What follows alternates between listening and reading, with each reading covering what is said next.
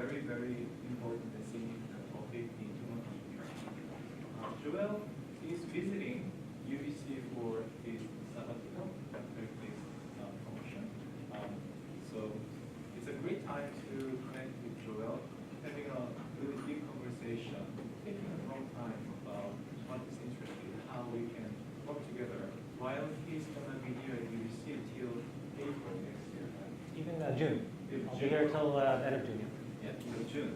So if you're thinking about working with him, I highly recommend, especially if you're interested in context-aware computing, design and evaluation of mobile technology, especially augmented reality, which is and wearable computing, smart environment, which is Joel's recent interest. I actually have a couple of conversations with Joel about my new project that has been submitted to Hive, and Joel's feedback was so significant and really, really helpful. Actually, lots of part of his comment has been reflected back to my Hive paper submissions. Super useful, super smart. I highly recommend you to connect with Joel, and let him start his talk on context-aware computing. Okay, thank you very much, Don Walk. So hi, I'm Joel, and I'm going to talk today about context-aware computing, and specifically at the museum environment. I don't think I'll have time to talk about the beyond, so I'll focus on the museum environment.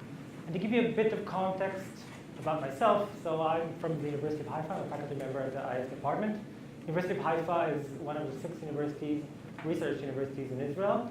It's located on top of Mount Carmel, so you have a great view of Carmel, which is the main feature of Haifa. We have around 18,000 students and 7 faculties, a lot of faculty members, and we're one of the most diverse universities in terms of student population. At Haifa, I run the Human-Computer Interaction Lab. We do a lot of HCI stuff. A lot of stuff we do is related to interaction design and interaction with new technologies. So here you can see a study of foot gestures, here mid-air gestures, and here you can see me experimenting with projected augmented reality.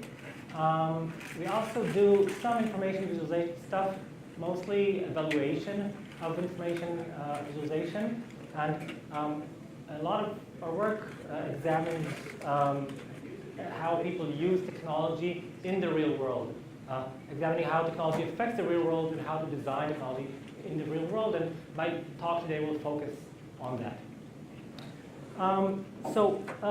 Context-aware computing is a very hot topic today, a lot because of the ubiquity of mobile devices and mobile sensors and cheapness today of sensor. Context-aware application uses different sensors to understand the world and then change or do something with the interface.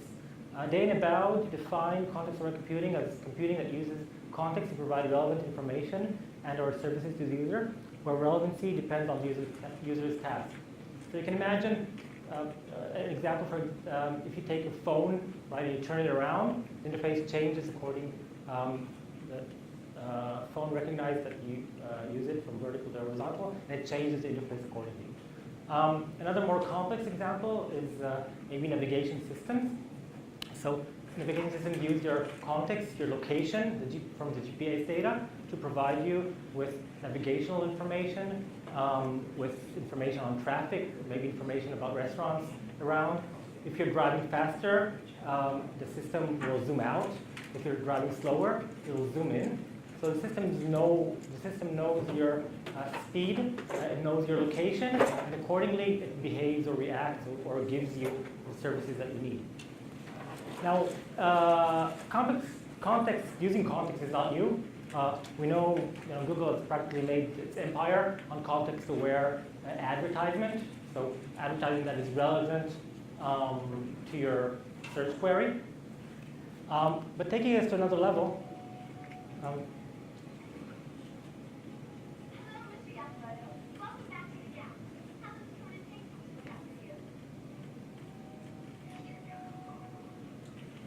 so this is from Minority Report. If you remember, an iconic thing for HCI research. But it talks about the problem that context-aware computing may have, or kind of shows the this topic idea, what happens when the system knows all about you, and how people or other places can abuse the use of location and context awareness. So most context-aware systems are built on three level tier. On the bottom, there's sensor data. So using various sensors like GPS or like microphones or cameras from your phone or accelerometers or temperature or any other sensor data. This sensor data is fed or used by some sort of engine to try to understand the context. So here you understand the real-world context, the human context, according to the sensor. And this can be one or more sensors. And on the final level, you adapt the interface or trigger some sort of action according to the understanding of the context. So you can imagine if you have a light that turns automatically in your backyard, you might have a movement sensor that detects somebody moving. And then for understanding context, if the system sees that there is a movement, and if it knows that it's nighttime, then it will trigger an action which will be to turn on the light. Over 90% of the users use location-aware systems. So location is most definitely the most used context in many systems. There's other contexts as well. People today are trying to look at social context, understand social context, to understand human behavior better. But still, most commercial systems today are location, and this spans across ages. Older adults and young adults use, unlike maybe computing and other services, location-based services are used by all ages. So we examine these issues within the PIL project. The PIL is a long-time collaboration between the University of Haifa, the Hecht Museum, which I'm going to describe in a second, and the Autonomous Province of Trento and Trento University, and IDCRS actually, in Trento. Its main purpose is to examine how technology can be used to enhance and to support museum visitors' experience. So we want to understand how to better use technology at the museum for the sake of the users. We do our experimentations and our studies at the Hecht Museum. The Hecht Museum community for us is located in the campus of the University of Haifa. We have very strong ties with the curator and the museum head. It's a medium-sized archaeological museum. And this is, for example, Anthropoid's burial coffins, more than 2,000-year-old. The main exhibit is a very nice ship, 2,400 years old, that was extracted near Haifa from the sea and rebuilt, and it was shipped by an ancient tribe called the Phoenicians. This is the exhibition room dedicated to the Phoenicians, and there's many other exhibitions and exhibits there. And we kind of use the museum to try technology. I'll talk about it in a second. So our first work on this was to build an indoor positioning system in the museum. So outside, if you want to know your location, you have GPS data. GPS is pretty accurate. You know your location at every single time. But indoor, GPS doesn't work. So we need different solutions. Now there's various solutions suggested, but there's no one like working or good solution yet in indoor positioning. Our solution was based on RFID or RF-based systems. Not RFID, sorry. And we had the user wear a small matchbox size blind, and we had various sensors, beacons around the museum. And when the user kind of gets into the vicinity of this beacon, it sends a message. So you can see here, when the user is detected by a beacon, it sends a message to a gateway, which sends a message to a server, and then the server figures out where the user is. It can get like multiple signals, and then it realizes or deduces the exact location, or not the exact location, but where position you are, and sends information back to the user, usually information related to his or her location. We had the museum map kind of mapped Around 20 or 30% of the museum, we had beacons around. Every main exhibit, every pathway, every door that we could, we put, so we had around 40 beacons. So we knew more or less where you were. If you're like walking here, we didn't know where you are, but if you're walking near an exhibit, we knew where you are. So on top of that, we built a mobile museum guide, a mobile multimedia museum guide. When you reach a location, the guide understands the location and gives you an image of that place and available information on several exhibits in that location. You can press on one of the exhibits, and then you get a list of questions related to that exhibit. You press on one of the questions, and then you get a 1-minute presentation that tells you more about this, the question that has to do with the exhibit. The content was built, of course, with the museum curators. We have more than 300 presentations in 3 languages, in Hebrew, Arabic, and English. It was a lot of effort to make all these presentations, but this is kind of for a different talk.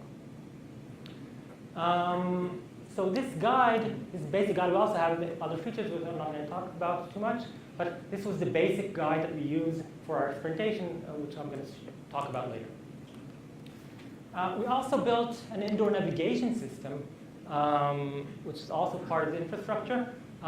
So navigating outside, again, it's a fairly solved problem. You know your location at each minute, and then you just kind of bring a path. The problem that we had here is that we don't know where you are every given minute. If you are between 2 beacons, we do not know where you are right now. Also, within one beacon, we know your kind of 2-meter area, but we don't know what exhibit you're exactly looking at. To solve that, we made a landmark-based navigation system where you go from one landmark to another. So if you want to go from point A to B, you're going through this exhibit and then this exhibit and then through that exhibit. So you go from one landmark to another, and this supports studies that show that people navigate, or when they walk or navigate, they do look for landmarks. They do kind of stop or see landmarks and remember landmarks as they go. So the system supports that. It kind of, you can see the next landmark, you can go backwards and forwards to the next landmark, but basically you follow one landmark, and then when you arrive to that landmark, the system will adjust itself and show you the next landmark that you should find. And it also tells you how to go to it, right? With written instructions and with kind of a compass arrow that shows you how to reach the next landmark. Also, another thing that you don't have in a regular navigation system just wants to get you as fast as you can from point A to point B. But in a museum, you might be interested, not in the fastest way, but in the most interesting way for you. So we had this model which calculated different routes and suggested you different routes to choose from. What? A second. Okay.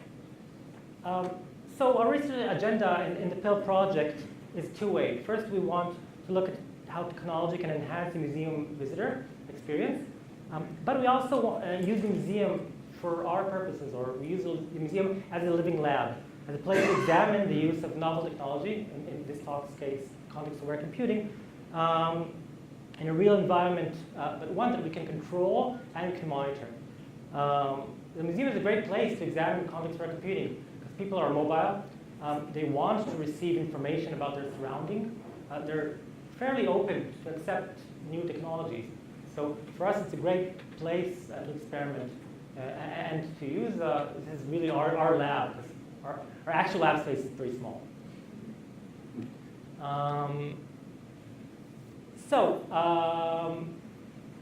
Handheld devices or mobile guides are used almost today in almost every museum. It has very obvious advantages. You can hold a lot of information. It can give you personalized information. You can get the information you want. If you're an archaeological expert, you can get a lot of information on one exhibit. If you're a student, you can get just the general information. You can personalize to your language, right? It can bring you information by voice. A lot of people prefer voice than to read the labels. And it can also solve a lot of aesthetics problems in the museum. In an art museum, you do not want to have a lot of labels, right? You want to keep the art in the center. And the guide can help you keep the interpretation somewhere else, outside the ambience of the museum itself. The question that we ask here is, how does the design of such a location-aware guide affect user experience and user behavior? And in the first two studies that I'm going to show here, hopefully I'll have time to show you all the studies that I want, we try to answer this question. So the first question examined proactiveness and choice in the first study that I'm going to kind of go more deep into, examined proactiveness and choice in the context-aware mobile museum guide. So we can look at two types of proactiveness, of context-aware, sorry. A proactive system, which proactively notifies users, or a passive system, passively notifies users. So you can think about your phone. If you're changing a time zone, you're flying to Europe, for example, the phone recognizes that you're in a different time zone country, right? If the phone kind of puts an icon and tells you, I've recognized that you're in a different time zone, you want to change the time setting, then this is a passive system. If the phone automatically changes your phone, this is a proactive system, right? And we might want one or another. Some people would prefer to keep their old setting if they're only visiting for half a day or so. So this is proactive and passive context awareness. And proactiveness simplifies tasks. It's easier. You don't need to think too much. But however, it takes control out of the user's hands. And we know that this violates some of the usability guidelines made here, of retaining user control and predictability and transparency. So should the system initiate presentation of information, or should it wait for the user to request information? Should we take the proactive side or the control side? And this is one of the things we wanted to examine here. The second thing we wanted to examine is the number of choices.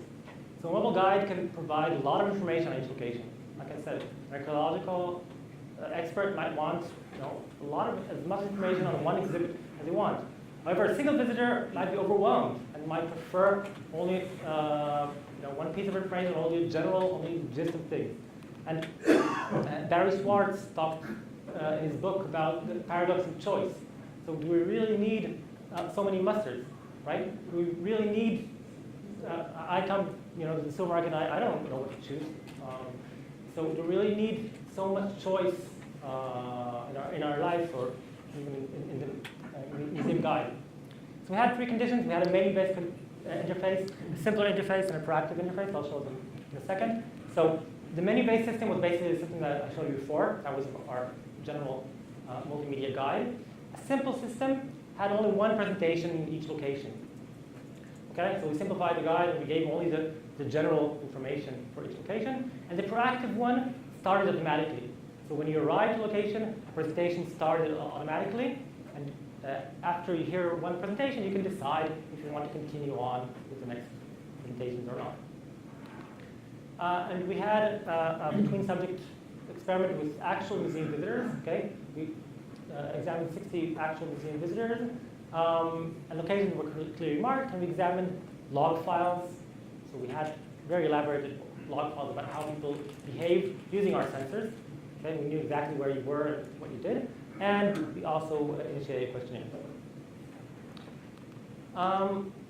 So the results showed that visit time varied, which is not surprising, with average visit time of a bit less than an hour, but no significant difference between the groups, the three groups that I talked about. There was no significant difference. And also, there was no significant difference between the number of presentations seen per hour. So the simple guide, you've heard a little less presentations, but this was not significant. Proactive in many words. You heard a bit more presentations. What was more interesting was the number of locations each visitor visited. So in blue, we see the number of locations with presentation viewed. And in yellow, we see the number of locations with no presentation viewed. So in the proactive, you had to, when you came to a location, you had to at least start the presentation. That's why you have no yellow here. And we see that in the simple guide, overall, people visited more locations. And you can see the blue here, which is locations, right, with presentation viewed. And the menu and proactive were more or less the same if you look at overall, but we see this difference in about 4 presentations, where in the menu there were places that people did not listen to a presentation. And this difference can be explained very nicely here, which is the stop presentations, right? And in which the proactive guide, people stopped about 4 more presentations than the menu guide. So what happens here is in the proactive guide, people in some places, they started the presentation and they probably stopped it after a minute or after a couple of minutes. Where they didn't want. They don't want to get it. People didn't want to get information all the time at every place, right? Sometimes you come with a friend and you want to talk with them. You don't want to get exact information. Yes. Was there any way to tell whether or not people didn't want the presentation or simply were satisfied with the first few seconds and then decided? Well, we didn't know what they wanted. We didn't know when they stopped the presentation, right? And I think I have it. 40% of the presentations stopped were the first 10 seconds, okay? Which means probably they didn't want to hear it at all. Other 60% are probably they didn't like the content, which is probably what happened in the simple and the menu guide. So another interesting result is the time in each location. So you see that the time spent in each location with the menu-based guide was higher than the proactive, and this was higher than the simple. And these differences were significant. So people in the menu, they had more information. They stayed more in certain locations, but they visited less locations.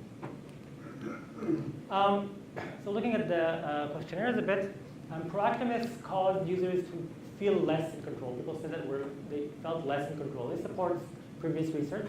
And this decreased feeling of control did not affect other concepts that we examined. So it did not affect their perceived usability or ease of use or how much they wanted to use the guide in the future. We didn't see any differences within the groups on the other constructs. We saw that more presentations were stopped with the proactive interface. It kind of indicates to us that people were not that happy with part of the people with the proactive guide. Looking at the number of choices, we see that the number of content items presented to visitors affected their behavior, for sure. And visitors with less choice spent less time in each location, but visited more locations, kind of more spread around. And it seems that visitors have a set amount of content that they view per time. They have kind of a limited attention span for content, and they'll either spend it spread around, or they'll spend it, on certain locations. And it has very important implications for museum curators and for museum guide designers and how they want people to visit their museum. So both the proactive and the simple guides kind of provide simple interaction means. They reduce the choice, they reduce the cognitive complexity or cognitive effort needed. But this reduction of choice affects user behavior, and we need to think how it affects when we design a mobile guide. So following the study, we wanted to continue this line of research and examine how this guide affects people in the actual world, right? How the mobile guide is different than when not using the mobile guide. In the next study, we wanted to study the influence of location-aware mobile guide, especially when compared to people not using mobile guide. And measuring visitor behavior in a museum has been long done by museum people. Usually they do it manually. I mean, almost all museums do it all the time manually. They put people in the museum. Either they count, they put people to count how many people enter a single exhibition room, or they try to see how they behave with their exhibits, or how to understand the circulation, and to write it down. So things that are measured are visitor circulation, our usage of signage and labels, our interaction with exhibits, our social interaction, how much you talk with people, how much you come or you're engaging with people. But two main constructs are used in the museum literature. The first one is holding power, which means how much time you spend in front of a single exhibit. Okay, and the second is attraction power, how much attracting this exhibit is, what percentage of people out of the people visiting the museum came to this specific exhibit. So you can think of the Mona Lisa, for example. If you go to the Louvre, it probably has a high attraction power. Everybody goes to the Louvre, has to see the Mona Lisa. But then you come to the museum, you see it's pretty small, not that impressive. There's a lot of people there, right? So you go away fast. So maybe the holding power there is short, is small. Okay? So luckily for us, we had, or from our infrastructure work, we had a lot of information of how people move, how people behave at the museum. And other research that I don't have time to talk about today, we examined how to visualize the way people go into the museum in order to provide the museum curators with a system that they'll understand better, kind of helping them monitor, a system that will help museum visitors monitor the way people go around their museum, better understand how to construct their exhibits. However, in this work, we wanted to examine the difference between people using the guide and people not using the guide. So we had a 10-month study with actual museum visitors. We gave the museum visitors, we gave 250 people a mobile museum guide, and for 150 people, we only gave them the blind, only this sensor thing that you can just walk around, right, and then you can monitor your movements. And we used mostly, again, log data of your location and the questionnaires after the visit. So we saw the total visit time with the guide was higher than without the guide, and this was significant. So that's good for museum practitioners. They want people to stay more in their museum, so people with a guide stay more in the museum. We measured holding power. So these are the five main exhibits in the museum. And we see the holding power in these exhibits was much higher than the holding power without the guide. Blue is with the guide, red is without the guide. And this was consistent throughout the exhibits. Vertical is minutes? Sorry? What is the vertical axis? Y-axis? This is time. Seconds. So seconds staying. Second, yeah. so okay. No. An average time. Yeah, average seconds spent in each. So like a minute. Yeah. So 2 minutes for the ship, which is kind of, there is some problems there. So I don't really want to talk about it. Probably this should be higher, or this actually should be a bit higher. Big error bars on those? Sorry, variation. Yeah. I didn't put the error bars here, but the variation is pretty big. But this difference in holding power with the guide and without the guide, it was a strong difference throughout the 40 exhibits that we examined. Holding power was also different. This was not as strong as, tracking power was not as strong as holding power, but with the guide, people stayed longer. Here in some exhibits they didn't, but overall, over the 40 exhibits was significant. More people came to the exhibits that were marked. Okay, now you have to remember that we're talking about the exhibits themselves were marked for the guide, so they might bring people going with the guide specifically to these locations. And people stayed more, that's why the holding power is stronger as well, but the tracking power was stronger as well with the guide. A very interesting result that we found, we looked at small groups. So people often come to the museum in small groups of family or friends. They often go 2 or 3. And we looked within these groups how close people were within the group. So our sensors also detected other sensors.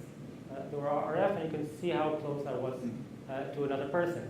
And we see that without the guide, this was groups of 2, but also the same result, even stronger for groups of 3 and 4. Without the guide, people were in more proximity to each other than with the guide.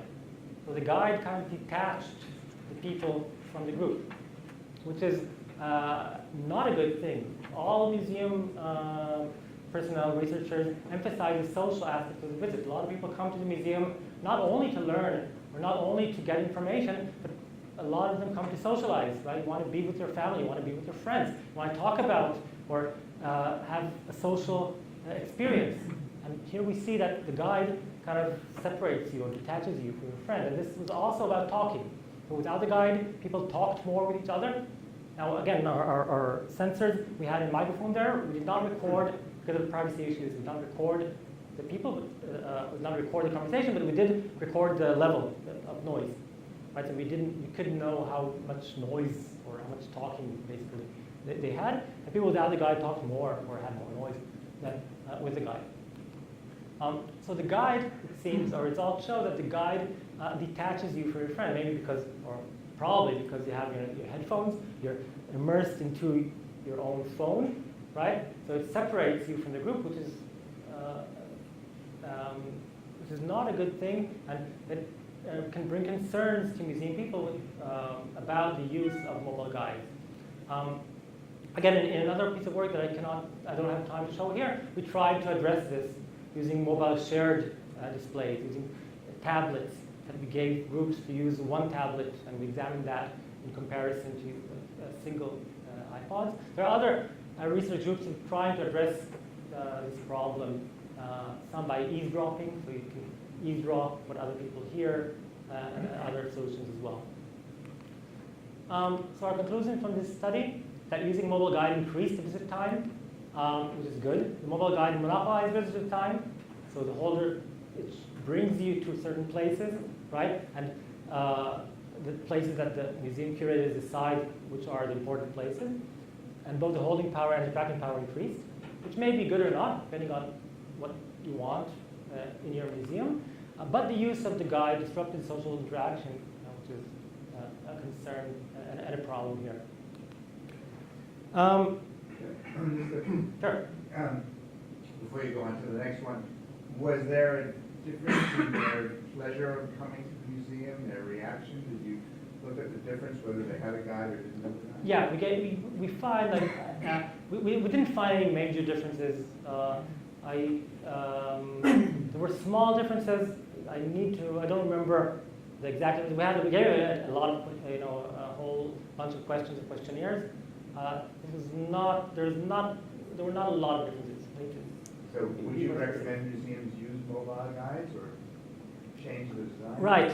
I do recommend museums to give mobile guides. I think there's pluses and minuses. That's what I kind of tried to show here. The major problem, again, is a social problem. So if you're coming for a single person, for sure. I think a mobile guide is a great thing for a single person. It could be a great companion, a great interpretive aid. For a group, that's a different thing. For a large group, for sure. And another work that we're doing on are like school groups, which I'm not going to talk about today. So for a small group, like a couple or family, then that may be a problem. For a family, it might be good as well to give the children a mobile guide, right? Maybe if it's a more active guide, then the adults can enjoy the museum with having their children occupied. A lot of museums do that as well. Kind of have games for children to engage them, because the museum can be a boring thing for the kid. Thank you. In this study, we wanted to examine factors influencing the disruptiveness of notification. Okay? So context-aware systems provide their users with relevant information at the right place and the right time. At least they aim to do that. And they often use notifications to do that. So you get notified of the service that they're offering, right? But these notifications can disrupt or interrupt you in your task. So we all know about notifications, right? We all get notifications all the time from WhatsApp, from our mail, from our messenger, whatever. All the applications on our phone actually fight for our attention. And they do that often using notifications. And here we wanted to examine what factors influence the acceptance or maybe the disruptiveness, right, of mobile notifications. What affects how much a notification will disrupt you? So in the first study, we had 24 participants, and this was a controlled study, paid participants this time. And were asked to visit the museum as if it was a regular museum visit. At various times, participants received notification using the Wizard of Oz approach. So we kind of monitored, we saw them, and at the right time, we sent them a notification. Right time, I'll tell you in a second what that means. They were asked, after receiving the notification, to rate how much it was disruptive. So on a 1 to 5 Likert scale, now I didn't like notifications, this was a wrong time for me. Or now it was okay. We had 3 main variables. First one was the visual indicator. Either a notification came as an icon that you pressed, right? Or as a visual pop-up, kind of taking on your screen. Second variable was the modality, either only visual, sound, or vibration. And finally, the last one was user activity. And in user activity, we examined, we set identification either when the user was moving from one exhibit to another, moving throughout the museum, or interacting with an object if we saw that the visitor was looking at the exhibit, engaging with it, looking at it. And finally, when the user was interacting with the interface, kind of doing stuff with the interface, usually listening to a presentation, but also kind of fiddling around with the interface. That was activity. So we saw that icon was significantly less interruptive than pop-up. Not very surprising. It has to do with the mediated and negotiated interruption strategies. So McFarland talks about a negotiated strategy, or kind of a two-level strategy. First, do an icon, then the user negotiates with it, and then receives the message. Vibration was significantly less disturbing than sound. We attribute this to the museum environment. I think that the museum environment is a quiet environment. People do not want to have sound that might disturb other people, and we think this can go also in other public spaces, like the library for sure, but also in a bus. You don't really want your notifications to sound, your phone to kind of pop, to have sounds in a bus, while you're more accepting to vibration notifications. In user activity, we found that people were more acceptive on notification or less disruptive when moving from one place to another, and they didn't like when they were interacting with the interface. And this has to do with, this can be explained when looking at studies on interruption in the desktop domain. So studies by Iqbal and other people show that task switches and breakpoints and places where mental workload was low are the best kinds for interruption. And here in the museum, when you go from one exhibit to another, kind of your job or your task is looking and understanding at exhibits. And when you go from one place to another, that's when your workload, we believe, is lowest. In the second study, we wanted to study the effect of the message itself, the content, how the content of the message affects your perceived level of interruption. So we examined 4 types of contents. In recommendation messages, notifications, so these are messages that recommend you of something that is relevant to what you're doing right now. So for example, for your information, this exhibit is one of the 5 most observed exhibits. That's a recommendation message. Or you can see another exhibit that is related to what you're looking now. Social messages were messages by friends. For example, you received a message from John, the visit is very interesting. Urgent messages are messages that have some time limit, and kind of like a movie that describes, a movie about the ship is starting in 5 minutes somewhere. Please be notified. And we had also regular control messages, kind of messages that had no category, just for information, stuff in the museum. Yeah. So these messages weren't at all related to what the person was doing or just had been doing or was going to do? Well, this one is. The recommendation one is related to what you're currently doing. Others are not. So again, we had 24 different participants. We also looked at user activity and we found the same results as the first study about the user activity. And message notification was accompanied by a text asking people to rate how much disruptive the message was, but also how their perceived importance of the message and the perceived relevance to the current task. So how relevant it is to what you're doing right now, and how important is that message to you. And these are related as well, they're correlated, but they do measure different things as well. So our results showed that urgent messages were perceived as most important, right? And social and recommendation were also quite important, definitely more than control. While recommendation, again, not that surprising, was the most relevant. So urgent messages and recommendation messages were maybe the most important and relevant. We saw that the more important the message was, the less disruptive it was perceived. Okay? And also, the more relevant the message is, the more disruptive was perceived. So not that surprising, but still important results. If you are to disturb people, you should do it with important and or relevant messages, right? And these were then correlated with it.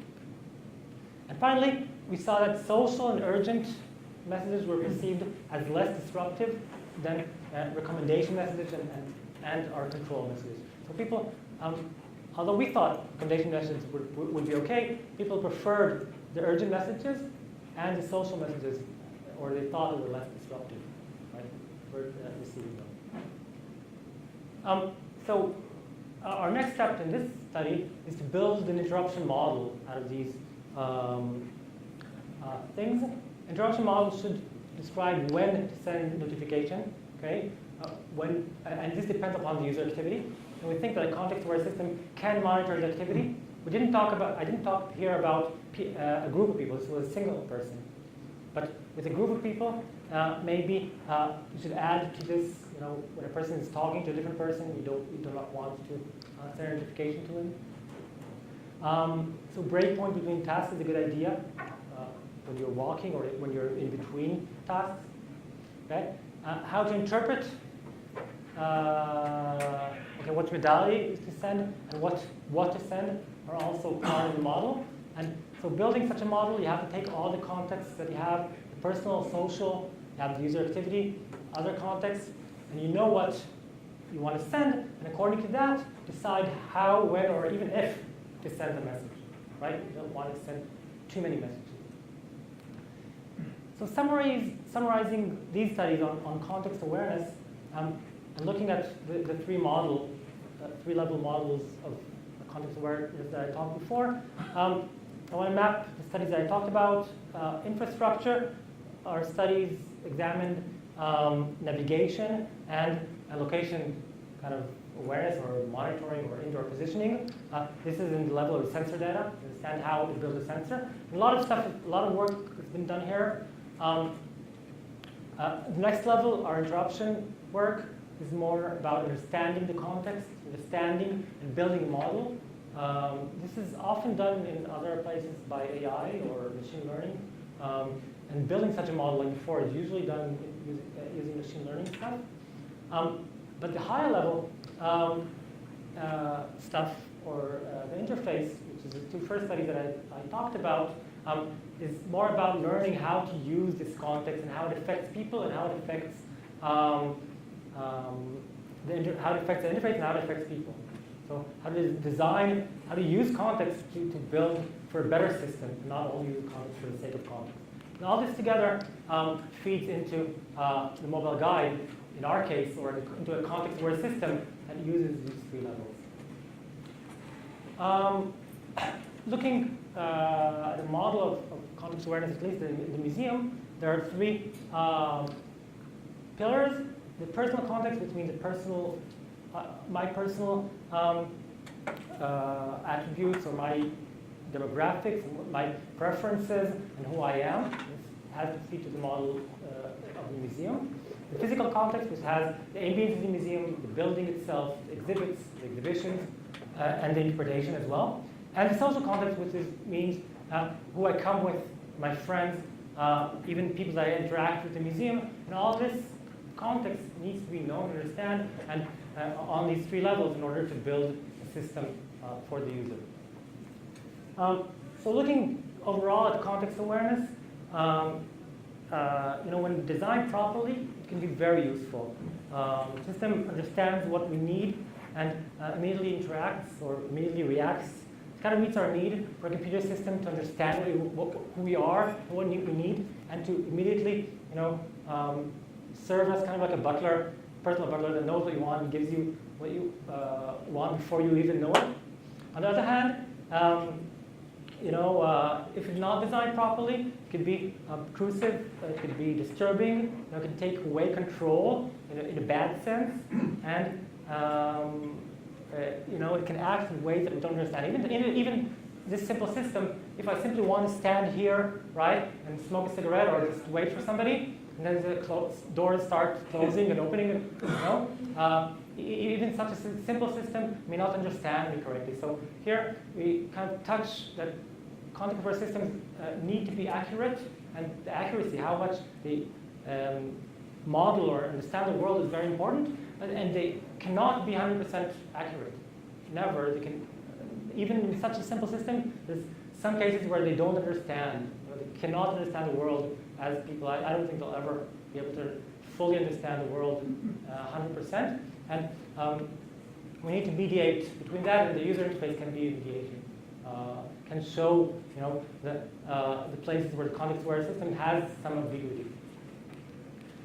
I don't know. I don't think I have time for current research. So just three slides. I'll browse through them, so we'll have a little time for questions. Our current direction is looking at smart glasses, augmented reality, and beyond. We're starting to look at smart glasses and augmented reality at the museum. Here, in this study, we examined requirements for a head-worn display, smart glasses in the museum. We built an initial system. And this is an exciting work because a lot of curators said, that this mobile guide, people are only in their phones. We want them to be in space, not in the phones, right? So this can solve this problem where you get a good interpretation, but you also are in the space or more in the space in the museum. We're examining that. We're also examining eye tracker to get more context on the user gaze in the museum.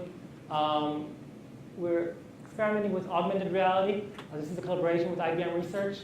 With IBM provided with a very nice engine, an AR engine. And I'll close this because you don't need the sound.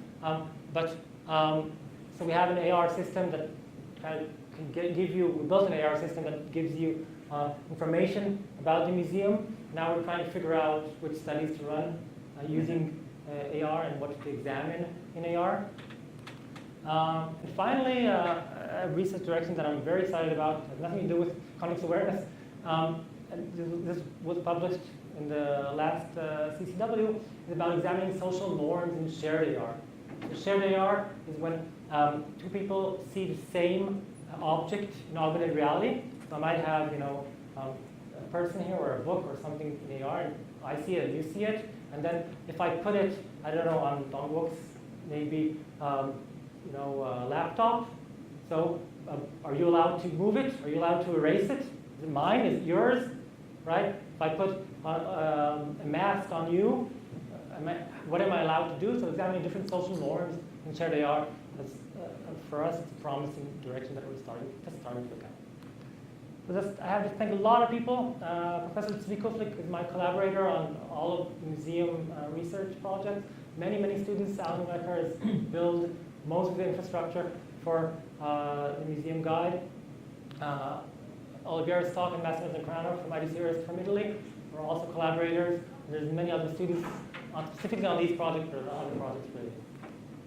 Okay, so thank you very much. I'll be happy to answer questions. I think that we have about 5 minutes for 2 or 3 questions. So I think to take a question for So one question I was seeing is when you're looking at sort of the notifications work, I saw some work from Costine a while ago where he was Sorry? Costine Cox, I think. He's looking at sort of happiness in social situations and related to notifications. So one thing that he was seeing was when you did sort of a social excursion to sort of a museum thing, I think it was like a science book or something, when you were getting all these notifications that were sort of interrupting your flow, they were actually interrupting the social aspect as well and making you just like less happy with the experience overall. So I was wondering if you looked at some of the happiness impacts and like did people get the same sort of experience, the social value out of this when they're getting these notifications? Right, so we didn't look at happiness, but I can assume that disruptiveness is correlated with happiness, right? And if you're disrupted, and we asked people to rate, how much they were disrupted from the past. And this was single people, so we didn't monitor the group thing, which is maybe a bit different. A single person, you only want to get information, and you are disrupted from kind of a task, which is, and it was a user study. Kind of your task was to enjoy or to go around to get information from the museum. But I can assume it is correlated with happiness, and maybe happiness or satisfaction, maybe, it's probably better, has to do with the group aspect that I talked about. One way to increase the group that we experimented in another study is to enable people within the group to send messages from one to another. related to what you're doing right now. So you can send messages with WhatsApp or other means as well. But if you're sending a message, I'm in a really, you're separated. So our premise was that you're separated. And if you're now in one exhibit and you're saying, this is a really cool exhibit, you should either come here right now or, check it out later. So we tried to send like these messages which were more social. That was the idea of our social messages. Yeah. I really liked the work and your presentation was really good. I just want to follow up on this. And the only part that really sort of triggered a response for me was the focus on interruptions. And I think you were getting to it, and I think they're really pernicious. And Eric Horowitz on the interruption workbench showed, were really led us down the wrong path. Iqbal's work courageously and boldly showed actually that interruptions were so severe and disruptive that you never got back to your original thoughts. So, I would prefer a model not of interruption, but of how to maintain concentration. So a theory of concentration, of keeping people concentrated, seems stronger, and that's well aligned with your last pitch or last movement, which is augmented reality. Because the augmented reality provides you with ways that you are in charge and maintain concentration. So I wonder if you thought about shifting the model from interruptions to concentration. I guess concentration has a lot to do with engagement and maybe AR. So a lot of museums want people to engage more, right? And be in the museum to live it vividly. And the hope for AR that it will enhance these aspects. Regarding the interruption, no, we didn't see it. We did think that interruption kind of causes a breakdown in concentration, but we saw that as the museum does want to send you a notification to tell you that you might have a talk in 5 minutes or and promotional, and there are messages that the museum do want to send you, and how they should do it without disrupting. The other side is having you more concentrated, I guess, on the stuff. Does that answer your question? Yeah. I support the AR approaches. I think it gives users greater control. It allows them to extend their concentration. Right. I think, well, even in AR, you can have notifications sent to you in the middle of your, but it's not a good idea to send you in the middle of your interaction. That's what we showed, actually. We didn't use AR. We used presentations. It's not a good idea to send you a notification in the middle of your presentation and not in the middle of you engaging with an object as well. So what we showed is that the only place basically to send a notification is while you're moving from one place to another in the museum, while you're kind of in transition between one action to another. Yeah. I think you touched on that earlier because you had a very nice result about iconic versus pop-up. And I believe the iconic was in a fixed position on the screen. Yep. So if notifications or alerts or other events are in a fixed position reserved to that but does not interfere with it, it does produce a better result than a pop-up that forces. Yeah, for sure. Okay. Let's wrap up the session from here. I believe for the further question, we'll be staying here for about. Yeah, so I'm here almost a year for now. So, but if you want Right. the next 10 minutes as well, I'm going to stay here. So Next I'm happy time to it's answer a questions. opportunity to network with Joel. So let's applaud together.